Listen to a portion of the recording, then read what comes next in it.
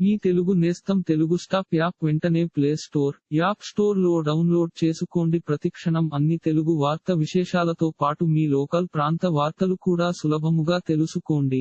AP ఎన్నికలలో కూటమి అధికారంలోకి రావటం తెలిసిందే.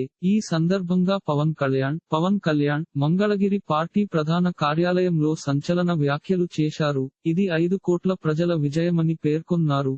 దేశంలో 100% గెలిచిన పార్టీ జనసేన అని చెప్పుకొచ్చారు. ప్రజలు మార్పు కోరుకున్నారు. పాలన మారాలి. కోట్లాది మంది ప్రజల ఆకాంక్ష. ప్రజల ఇచ్చిన తీర్పు. అందరూ జాగ్రత్తగా ఉండాల్సిన సమయం. కక్ష సాధింపు చర్యలకు పాల్పడాల్సిన సమయం కాదు.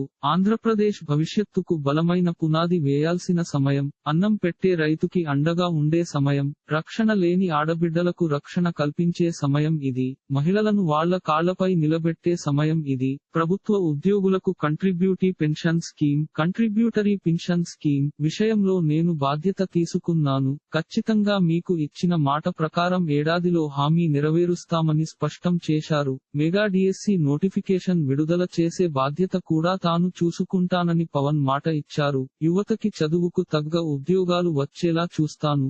రాష్ట్రంలో శాంతిభద్రతలు చాలా బలంగా ఉంటాయి. నేను డబ్బులు కోసం పేరు కోసం రాజకీయాల్లోకి రాలేదు. సామాన్యుడికి భుజం కాయటానికి తాను రాజకీయాల్లోకి వచ్చినట్లు పవన్ కళ్యాణ్ పేర్కొన్నారు. 2019లో ఓడిపోయిన సమయంలో మానసిక స్థితి ఎలా ఉందో ఇప్పుడు కూడా అలాగే ఉంది.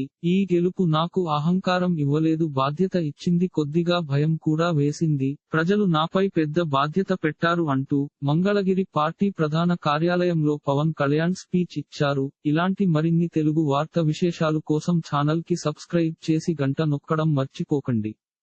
ఈ వీడియోని తోటి మిత్రులకి షేర్ చేయండి. మీ అభిప్రాయాన్ని కామెంట్ లో తెలపండి.